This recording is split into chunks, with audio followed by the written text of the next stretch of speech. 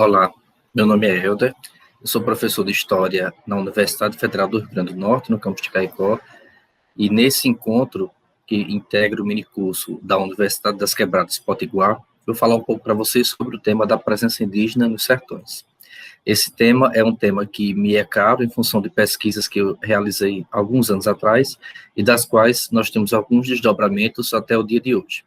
Eu, desde já então, pedindo licença a vocês, vou projetar uma apresentação que fiz anteriormente, e essa projeção, ela condensa algumas ideias do que eu vou apresentar para vocês sobre esse tema. Já de antemão, deixando claro que, por sertões, eu estou entendendo o caso específico do Seridó norte rio-grandense e paraibano, em certa medida, que se localiza na porção centro-sul do atual estado do Rio Grande do Norte. Ponto de partida. Então, essa reflexão, ela parte de uma indagação que é a seguinte: considerando que existem diversas comunidades no Rio Grande do Norte contemporâneo que se assumem enquanto indígenas, que propõem a retomada da sua identidade enquanto indígenas, onde é que estão os indígenas do Seridó ou no Seridó? Já que oficialmente não há essa presença reconhecida nos dias de hoje. Então, esse é um ponto de partida importante. Ele dialoga com um cenário maior de retomada da identidade étnica em nível estadual, e, ao mesmo tempo, coloca indagações, coloca a necessidade de problematizar a presença indígena nos sertões. Então, os objetivos dessa aula são os de, primeiro, recuperar o que nós já temos sobre essa presença indígena e demonstrar, a partir de outros elementos, o quanto é que essa presença faz parte da nossa história e, por que não, na contemporaneidade, embora não haja um reconhecimento oficial da presença de comunidades nesse sertão específico que é o Seridó. A primeira coisa que é importante que se diga é que não existe só um Seridó, existem diversos Seridós. Então, o Seridó ao qual eu vou me ater aqui é o Seridó que a professora Ione Moraes chama de historicamente construído.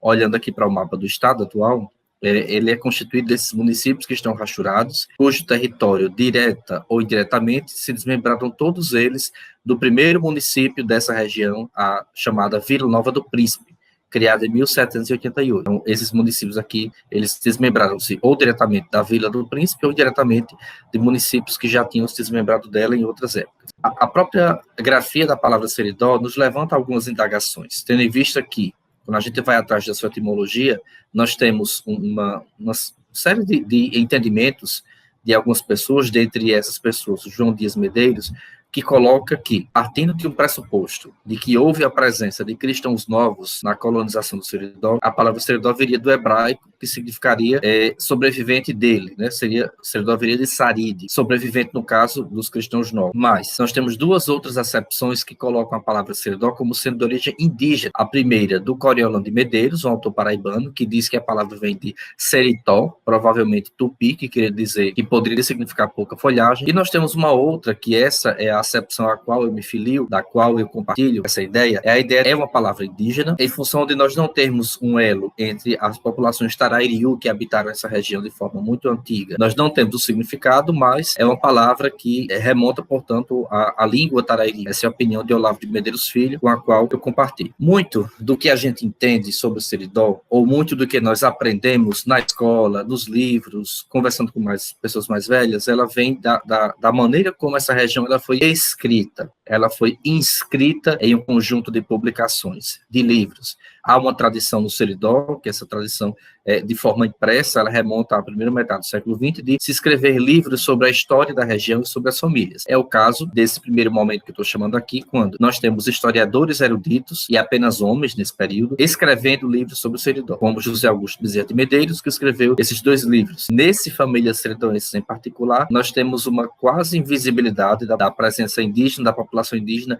nas famílias. São famílias brancas, assim ditas pelo José Augusto, descendentes de portugueses ou de seus filhos que habitaram o Seridó. E são as famílias seridoenses para o José Augusto. O Dom Adelino Dantas, um segundo desse historiador erudito, ele tem uma obra que também valoriza essa presença portuguesa, cristã, católica, masculina. Mas, por outro lado, dentro do conjunto da sua obra, nós temos alguns apontamentos importantes que não podem deixar de ser ditos, que é o caso de, tanto em Homens e Fatos, quanto num artigo que ele publicou na revista Tempo Universitário, da UFRN, ele mencionar a presença de índios e de índias nos documentos paroquiais da freguesia de Santana do Seridó. Ele aponta, portanto, essa presença, muito embora os livros tenham uma valorização maior da cultura de matriz branca, judaico-cristã. E Olavo de Medeiros Filho, por último, e não menos importante, é um historiador também erudito, tem uma vasta obra sobre o Seridó, e aí essas obras, dependendo do trajeto desse historiador, dependendo um pouco de como ele foi conhecendo as fontes históricas, essa obra ela acaba mudando. Enquanto em Velhas Famílias e Velhos Inventários nós temos obras que valorizam essas famílias brancas e portuguesas, continuando essa linha de pensamento, nós temos o livro Índios da Sul Seridó, de 84, que é dedicado somente à presença indígena, ainda que no olhar eurocêntrico, numa postura bastante eurocêntrica, mas ainda assim dedica as atenções à questão indígena.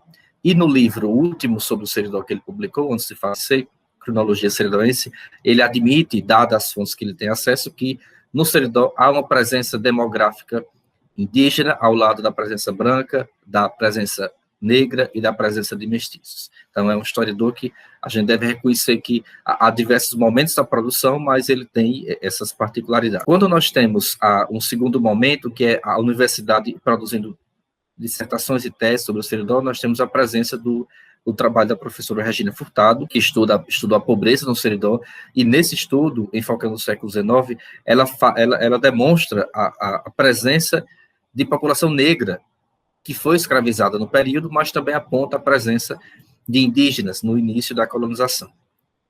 Tempos mais tarde, nós temos uma produção bastante sólida sobre a colonização do Seridó e sobre a produção de sentidos no Seridó, que é do professor Muriaquitã Macedo. Tá? Nessa produção, o professor Muriaquitã Macedo, sobretudo na tese Rústicos Cabedais, ele aponta a presença indígena mesmo depois do conflito da Guerra dos Bárbaros. Então, essa produção serviu de base para as minhas próprias investigações. O professor Muriaquitã é uma pessoa a quem eu devo muito em particular. Ele foi quem me orientou academicamente e me orienta academicamente, né? Então, as pesquisas, inclusive, grande parte do que é dito hoje aqui nessa aula tem a ver com esse arcabouço, com essa orientação acadêmica do professor Muriaquitã. O que é que ocorre quando a gente começa a pensar as questões ligadas à presença indígena nos sertões do Seridó? Se vocês perguntarem a uma pessoa mais velha, sobretudo da zona rural, é muito provável que, quando se fala em índio, as pessoas vão lembrar ou das caboclas brabas, sobre as quais falarei posteriormente, ou sobre as casas dos índios, as furnas dos caboclos, as pinturas dos índios.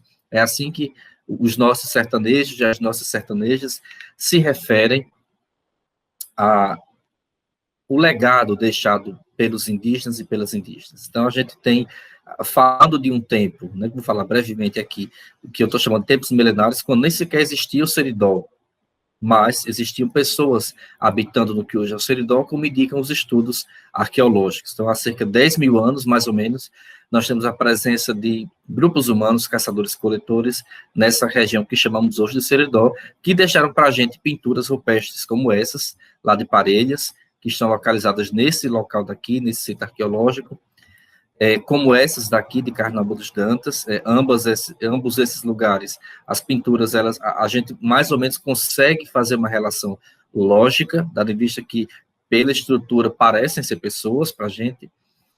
Aqui é um outro lugar que também tem essas pinturas, em Carnaúba dos Dantas, mas, ao passo que deixaram pinturas, essas pessoas também deixaram ferramentas do seu cotidiano, ferramentas de pedra lascada, que comumente as pessoas chamam de ponta de flecha, e ferramentas de pedra polida, como esses machados, que são chamados, no popular, de pedras de curisco. Algumas outras pinturas a gente não consegue se encaixar tanto como essa daqui, lá da Carnaúba dos Dantas, né, que são muito mais simbólicas, ou ainda as gravuras sobre rocha, ou sob rocha, como essa do Poço do Arthur em Acari, ou essa também de Carnaúba dos Dantas. Então, isso que eu mostrei para vocês até agora é como é que a gente consegue ver na paisagem, ou ver através da cultura material, elementos que são indícios de uma presença indígena, muito mais milenar.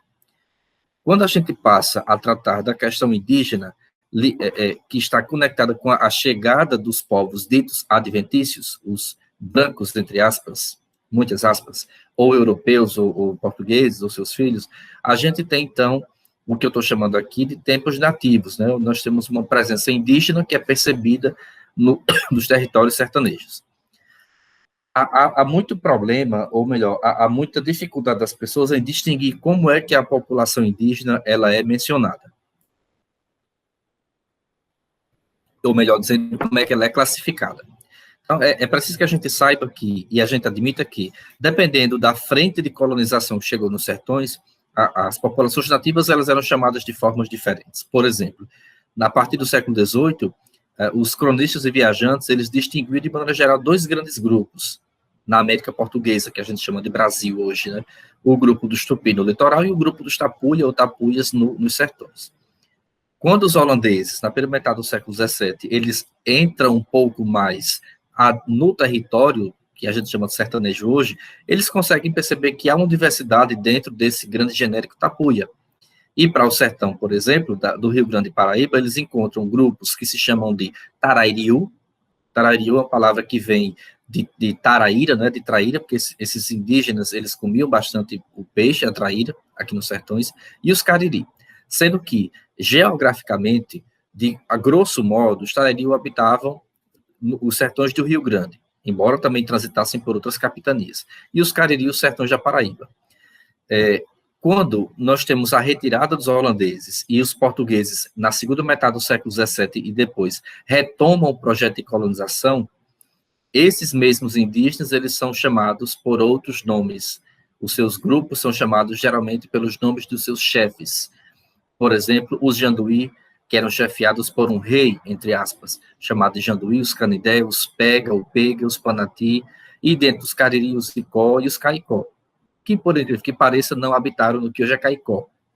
Muitas pessoas fazem essa associação, mas nós não temos registro documental da presença dos indígenas Caicó, onde hoje é a cidade de Caicó, no Rio Grande do Norte, no sertão do Seridó.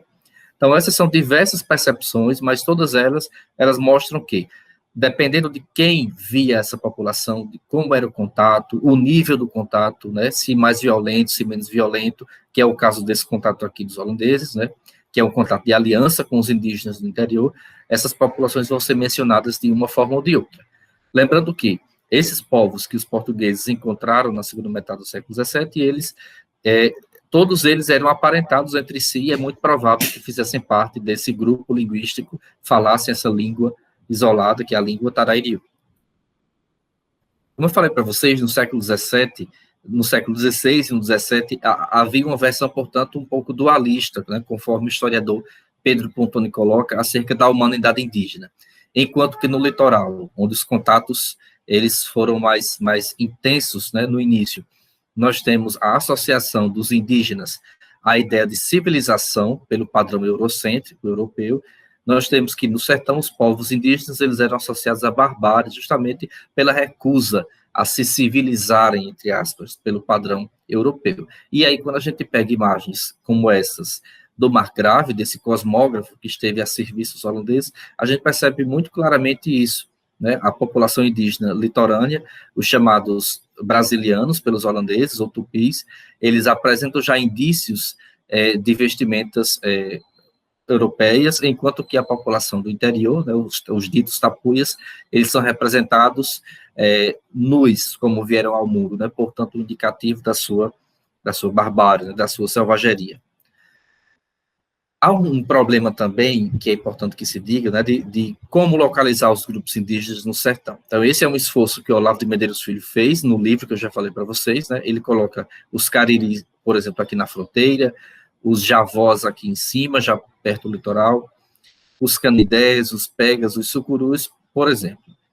O que é o problema desse mapa? O problema é que a gente está tratando de populações que eram nômades ou seminômades, né, que circulavam dentro de diversos territórios, né, dependendo das condições, inclusive ecológicas, que esse território lhes dispunha. Então, é muito perigoso a gente fazer um mapa estático como esse e dizer que os Paiacu, por exemplo, sempre estiveram aqui nessa região do oeste do estado, ou os Pegas sempre estiveram nessa região aqui do Seridó, do Alto Seridó.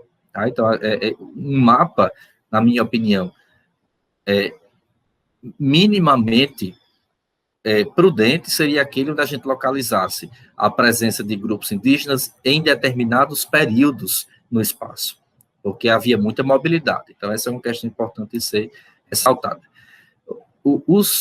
homens que vieram a serviço dos holandeses na segunda metade do século XVII, eles nos legaram diversos escritos, dentre eles o escrito, um relato do Jacob Rabe, bastante conhecido em função do martírio, entre muitas aspas, também de Cunhaú, e o outro desses holandeses, o Rodolfo Barro. Eles estiveram entre os indígenas aqui no interior do que hoje é o Rio Grande do Norte. E esses relatos serviram de base, principalmente do Rabe, para diversos outros, como o do Barléu, do Margrave, do Nieuwhof, esses que estão listados aqui. Esses relatos de pessoas que estiveram em contato com os indígenas, eles nos mostram algumas características dessa população. Características essas, algumas dessas que eu já, inclusive, aludi aqui. Por exemplo, a prática da caça e da coleta do mel, as corridas que faziam com toras nas costas, a ingestão de uma bebida preparada com sementes, né, seguida de transe, que os feiticeiros faziam para fazer os vaticínios, para fazer as predições em relação, sobretudo, à plantação, à colheita, ritos de casamento, a prática do endocanibalismo, né, que é a ingestão de pessoas do próprio grupo, né, depois de feito um processo de cocção, né, do corpo e dos ossos. E, além desses registros de características, essas pessoas que vieram com os holandeses nos legaram alguns registros iconográficos, como essa representação aqui do Albert Eckhout, da mulher da Índia Tarairiu, ou mulher tapuia, como aparece em algumas fontes.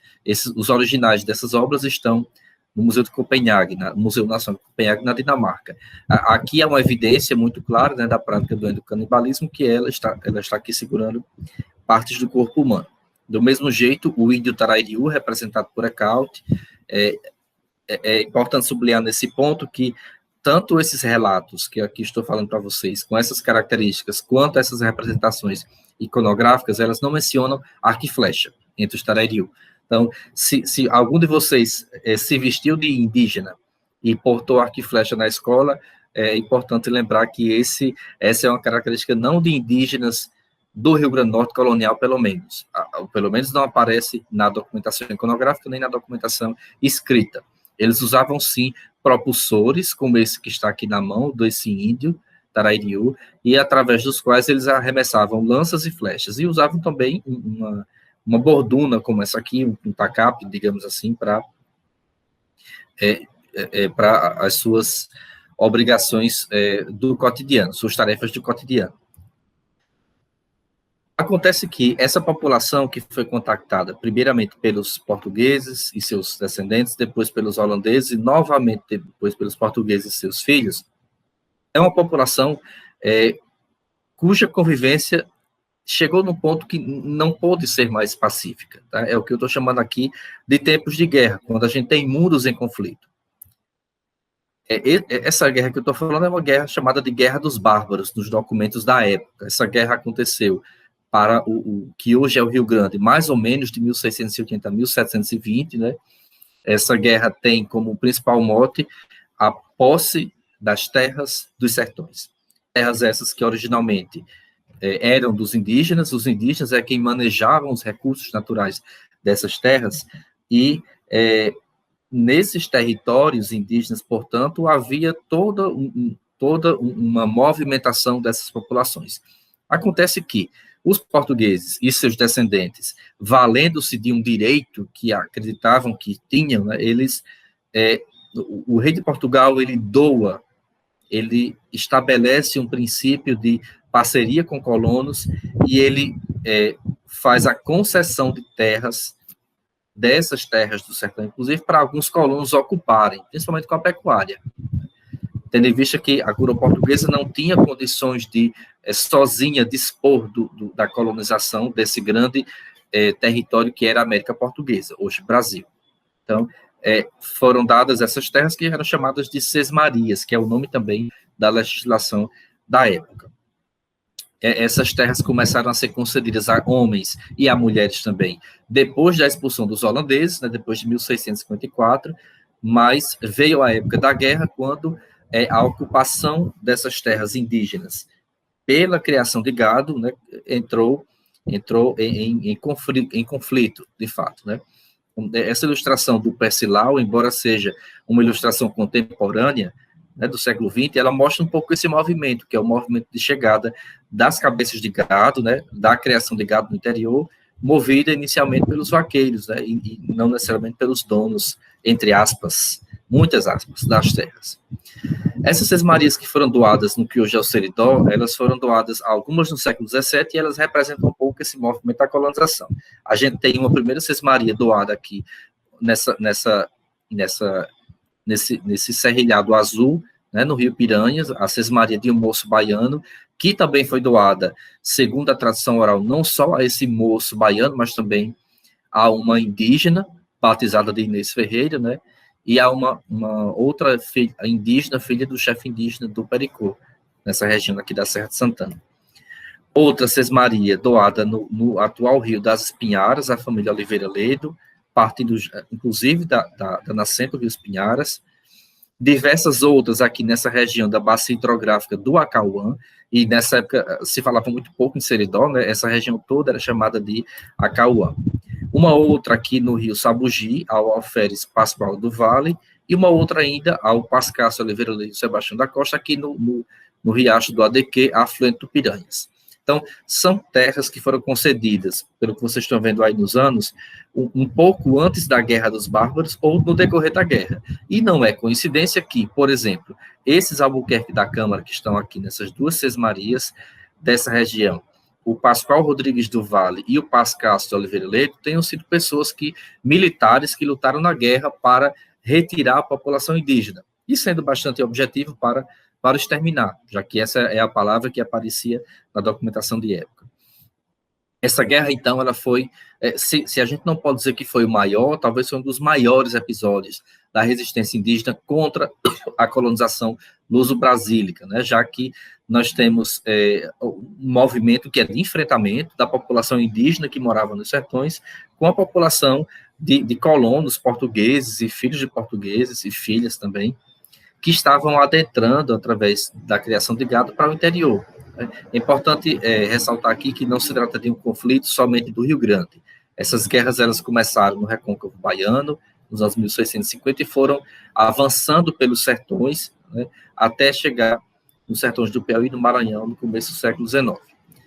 É uma guerra que fazia muito medo. Pela documentação da época, né, havia muito medo dessa guerra bárbara, porque era uma guerra de guerrilha. Que é essa guerra de guerrilha? Essa ilustração do Guendas, embora seja posterior à Guerra dos Bárbaros, ela mostra isso, né? É uma guerra que não seguia os padrões militares do tipo de guerra europeia. Então, era uma guerra de assaltos, uma guerra de emboscadas, e uma guerra, portanto, que não tinha um padrão. A população indígena ela não tinha uma liderança única, né? Eram vários grupos lutando contra a presença dos colonos. Em alguns momentos se aliavam, em outros momentos não se aliavam, então não havia uma liderança única. Essas motivações, como eu já falei, né, dessa guerra, desses mundos que ficam em conflito, né, ficam em conflito, essa motivação está ligada à questão da terra, né, que desapropriou a população indígena, e nesse movimento da guerra, alguns lugares de resistência luso-brasílica foram construídos, pequenas fortalezas, casas fortes, como a Casa Forte do Cuó, que provavelmente corresponde a esse lugar onde existem alicerces posteriores na cidade de Caicó. Também é importante lembrar, e agora a gente traz um pouco para a contemporaneidade, que houve uma resistência nativa muito grande, né? As terras do que hoje é o Seridó ficaram cobertas de sangue de milhares de indígenas que foram mortos, e as serras, alguns inselbergues, né, eles foram escolhidos, a gente não sabe exatamente por que razões, mas acreditamos que pela razão de serem lugares estratégicos, em termos da visão, para o combate aos povos indígenas que aqui habitavam. Então, a documentação mostra que houve um combate e um massacre na Serra do Sabugi, essa serra atualmente é a Serra do Mulungu, em São João do Sabugi, outro na Serra da Rajada e outro na Serra da Cauã, que é essa aqui que eu estou mostrando para vocês.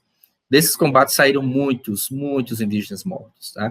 E nesse ponto é, inclusive, pertinente também destacar que essa guerra não foi de indígenas contra brancos apenas, tá? Seria um olhar muito simplista se a gente pensasse assim, né? Nós temos diversos grupos indígenas, como os Janduí, os Canidé, os Pega, os Panati, que os holandeses chamavam de Tarairiú e os portugueses chamavam por uma diversidade de nomes, que lutavam contra tropas militares coloniais. E essas tropas, elas tinham pessoas brancas, tanto portuguesas quanto luso-brasílicas, mestiços, negros e índios já cristianizados. Então, é uma guerra muito mais complexa do que a gente pode imaginar. Nós temos, na verdade, indígenas, chamados genericamente de tapuias, que não queriam, não aceitavam a colonização, contra brancos, negros, mestiços e indígenas já cristianizados. Então, é uma guerra, portanto, que a gente não deve partir do pressuposto muito simplista de que é índio contra branco. E eu coloco, ao final das contas, né, ao final dessa sessão, dessa aula, que a guerra ainda não acabou. Essa guerra dos bárbaros, ela não acabou ainda. Ela acabou cronologicamente, né, mas os efeitos que estão colocados aqui nessas tarjas, né, que eu coloquei para vocês, ainda se fazem sentir hoje, quando a gente observa o panorama histórico do Seridó. Depois do fim oficial da guerra, né, esse fim dos combates, que se deu mais ou menos na década de 1720, para os termos do Rio Grande do Norte, a gente passa, então, a ter essa região, esse sertão chamado de Seridó, com mais frequência. Estou chamando aqui de tempos de Seridó e de sangue misturado. Por quê? Essas aquarelas aqui do Albert Eckhout, aliás, essas pinturas do Albert Eckhout, elas mostram um pouco a diversidade do que os holandeses viram. Aqui estão o índio Taraiú e a índia Taraiú, a mulher tupi e o homem tupi. Nós temos aqui uma mulher mameluca, nós temos aqui um outro mestiço, né, o mulato, a mulher africana e o homem africano. Então, é uma sócio-diversidade que os holandeses viram. E essa mesma sócio-diversidade é o que a gente vai observar quando analisa como esses sertões foram sendo construídos enquanto uma territorialidade colonial agora. Depois da guerra, com a implementação efetiva, né, da criação de gado, nós temos que essa população, que era uma população cristã, sentia necessidade, e católica, de culto, de maneira que, nessas regiões onde foram doadas aquelas sesmarias, foram fundadas capelas. Por exemplo, aqui onde hoje é o município de Caicó, foi fundado um arraial em 1700 e foi elevada à povoação em 1735, né? Antes disso, já tinha uma capela dedicada a Santana. Aqui, em 1735, foi criada a povoação Nossa Senhora do Ó, com a capela dedicada ao mesmo horário, tá? Nessa sesmaria daqui do Rio Espinharas. E aqui na bacia hidrográfica atual do Rio Acauã, uma capela dedicada ao Senhor da Guia, que dá início a uma povoação. Essas capelas, elas eram pertencentes a uma grande paróquia, uma grande freguesia, que era a freguesia de Nossa Senhora do Bom Sucesso do Piancó, cuja sede ficava nesse ponto aqui, que hoje é o município de Pombal, na Paraíba. Posteriormente, essas capelas aqui, com o crescimento populacional, essa região vai sendo mais povoada de colonos, né, de homens e mulheres que vêm para colonizar, junto com a população negra, escravizada, neste caso, população mestiça, também livre, e a população indígena que ficou, porque a guerra não exterminou por completo, tá? Então, foi criada dentro dessa grande paróquia de Nossa Senhora do Bom Sucesso, uma outra paróquia, uma outra freguesia, que é a freguesia da gloriosa Senhora Santana do Seridó. Essa freguesia está aqui nessa mancha amarela, composta por diversas povoações com as suas respectivas capelas. Voltando para aqueles livros que eu falei para vocês no início, aqueles livros, né, os livros da historiografia regional, como, por exemplo, de Olavo de Medeiros Filho, eles falam de velhas famílias do Seridó. Essas velhas famílias, elas estão representadas aqui por essas cabeças de gado que eu coloquei no mapa da freguesia. Correspondem a essas fazendas daqui, ou, no caso, a povoação do Caicó. Se a gente olha aquela obra de Olavo de Medeiros Filho, de 1981, isoladamente, passa a impressão de que o Seridó só teve famílias brancas, ou de portugueses, ou de seus filhos. Essa é a impressão que fica. Quando a gente aumenta esse mapa, né, e aí faz um aprofundamento, a gente vê que, inclusive, essas cabeças de gado correspondem a fazendas onde se instalaram famílias que ainda estão hoje na região sertaneja do Seridó, como os Medeiros, os Araújo Pereira, e daqui dentro os Dantas Correia, os Rodrigues, Pereira Monteiro, Alves, Azevedo, Lopes Galvão e etc. Tá? O que é que ocorre? As pesquisas que eu venho desenvolvendo nos últimos anos sobre a questão indígena e sobre a questão das mestiçagens, elas apontam que nós temos outras famílias do Seridó, além dessas famílias brancas e portuguesas, como já foi dito pela historiografia regional. Que outras famílias são essas? São diversas outras, com diversas composições, inclusive com população indígena participando dessas famílias. Algumas delas aqui para vocês. Por exemplo, essa cabeça de gado vermelha que eu coloquei indica uma fazenda construída, uma fazenda de criação de gado erguida na década de 1710 por um negro, por um crioulo fogo, que é o Nicolau Mendes da Cruz, que deixou descendentes.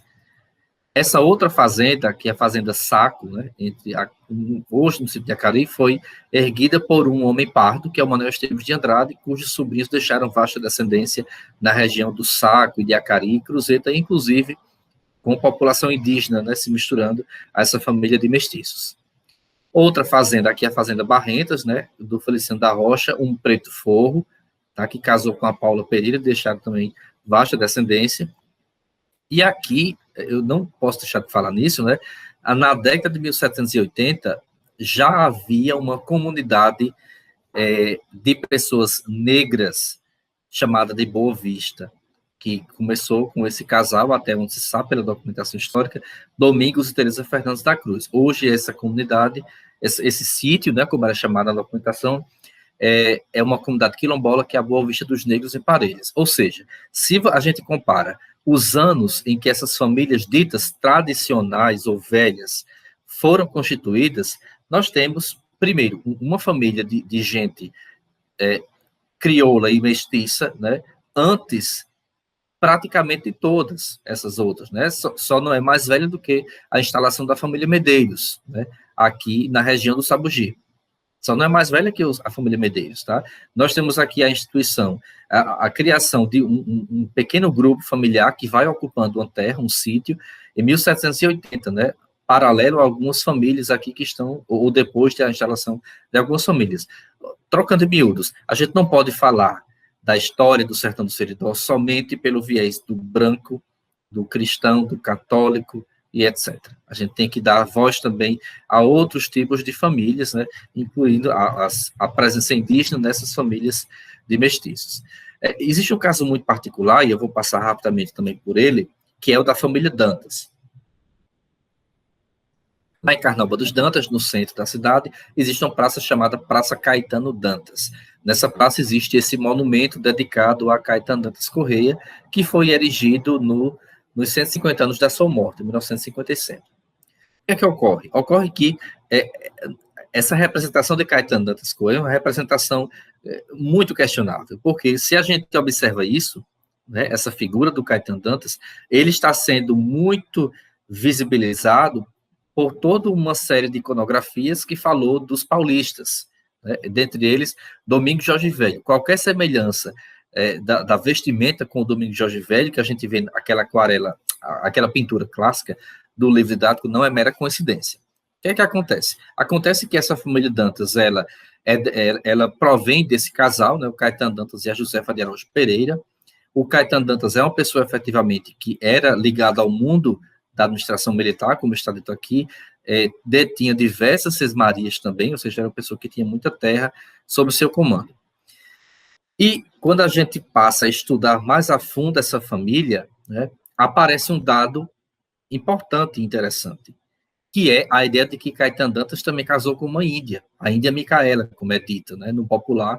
Quando a gente começa a entrevistar pessoas no Seridó, em Carnaúba dos Dantas, Acari e Cruzeta, principalmente, sempre dizem, eu tinha um ancestral, a bisavó da minha mãe era uma cabocla brava, pega dentro de cachorro e caça de cavalo. A Índia Micaela, que casou com Caetano Dantas. Então, é um indício de que, se nós temos oficialmente, nessa família proveniente de um casal, onde nós temos aqui um filho de um português, que é o Caetano, com a filha de um outro português, que é a Josefa de Araújo, mas é possível que existisse uma Índia dentro desse mundo, dessa jogada, né? E aí as questões são, quem era a Micaela? Era esposa do Caetano? Era um amante, como era comum no período? Era uma coincidência, já que a primeira filha de Caetano Dantas, oficial, chama-se Micaela Dantas, também, né? Isso é uma questão importante que precisa ser lembrada. O que é que a gente tem, então, do ponto de vista da história oral? Algumas entrevistas, na verdade, 58 narrativas que eu e alguns alunos da UFRN colhemos em municípios do servidor paraibano do Potiguar, falam dessa Índia ancestral, dessa mãe ancestral, que foi uma cabocla braba, como é dito nas narrativas orais, pegas a dente de cachorro e caça de cavalo, que foram caçadas, que foram laçadas pelos conquistadores, pelos colonizadores. Mas as memórias em particular, colhidas dentre essas histórias, em Carnaúba dos Dantas, Acari, Jardim do e Cruzeta, falam mais. Dizem que essa Índia tinha um nome, e era Micaela. Ela foi pega, ela foi caçada perto da Serra da Rajada, coincidentemente, a mesma serra onde teve o massacre indígena, né?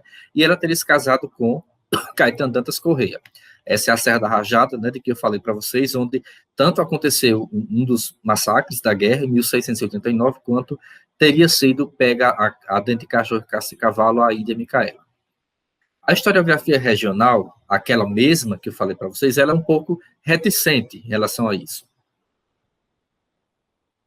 Nós temos aqui as respostas que as pessoas de Jardim do Seridó mandaram para um questionário encaminhado ao Instituto Geográfico do Rio Grande do Norte, onde se diz que o Caetano Dantas Correia casou ao acaso com uma índia que ele batizou com o nome de Micaela Dantas Correia.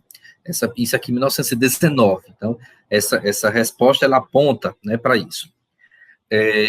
O José de Azevedo Dantas, que é um descendente de Caetano, um historiador erudito também, ele diz que o Caetano Dantas pegou, né, como está aqui nesse fragmento, a Índia, mas graças ao espírito superior e dominador, ela tornou-se uma meiga e leal cria de casa. E Caetano Dantas criou ela não como escrava, e sim como filha. É muito evidente aqui que há um eurocentrismo latente nessa fala desse descendente de Caetano, né, que não menciona o casamento ou a relação extraconjugal com a Índia, né, e coloca a Índia Micaela como sendo apenas uma filha, né, que teria sido amansada devido a esse espírito superior do Caetano Dantas Correia.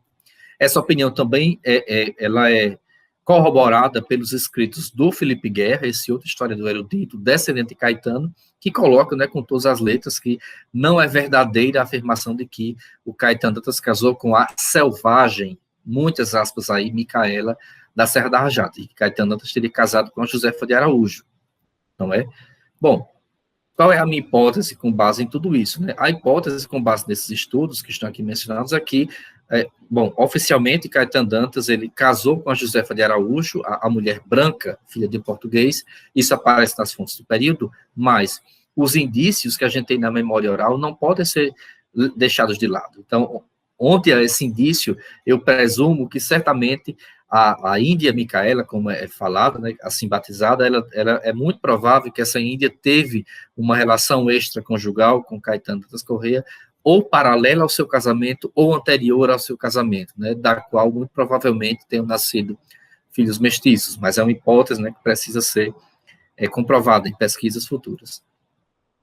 Curiosamente, ou não, se a gente observa a genealogia dessa família Dantas, a gente vê aqui que está, eu coloquei na Índia Micaela, ela como uma provável, né, esposa, concubina ou esposa do Caetano Dantas Correia, mas olhando a genealogia para trás, o que é que a gente observa? Vejam, o pai de Caetano Dantas era um homem português, o José Dantas Correia, cujos pais moraram em Portugal.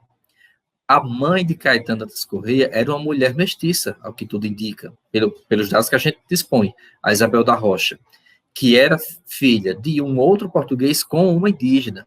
Então, se a gente levar em conta essas informações que a gente tem, o próprio Caetano Dantas não é um homem tão branco, tão filho de português apenas como se prega, e inclusive continua a se pregar quando vocês procurem aí pela internet postagens sobre Caetano Dantas Correia, em grupos do Facebook, em postagens de site, em livros, inclusive, né? Então, a história, ela é muito mais diferente, ela é muito mais complexa do que a gente pode pensar.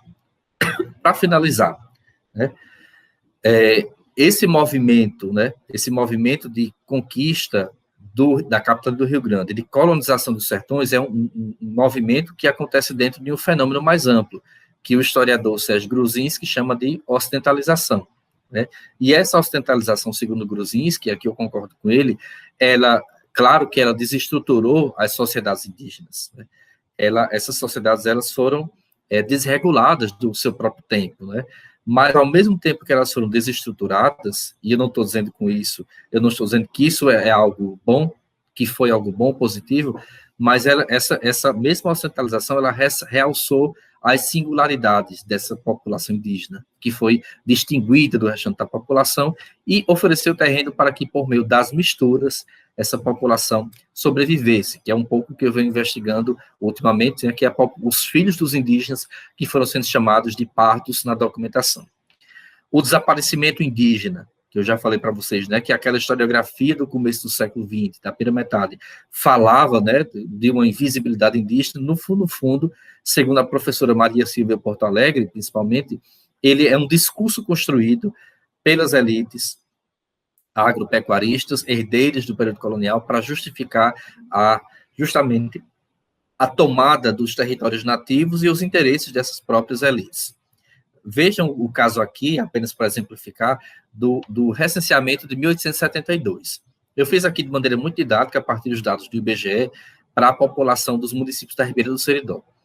Em 1872, nós temos uma população de 54% de pessoas chamadas de brancas. 30% da população é de pardos, 10% de pessoas pretas e 6% de pessoas caboclas. O que, na minha opinião, a partir de diversos estudos, essa população chamada de cabocla certamente é a população anteriormente chamada de população de índios e de índias, ou de tapuias, ou provavelmente de mestiços de indígenas, tá?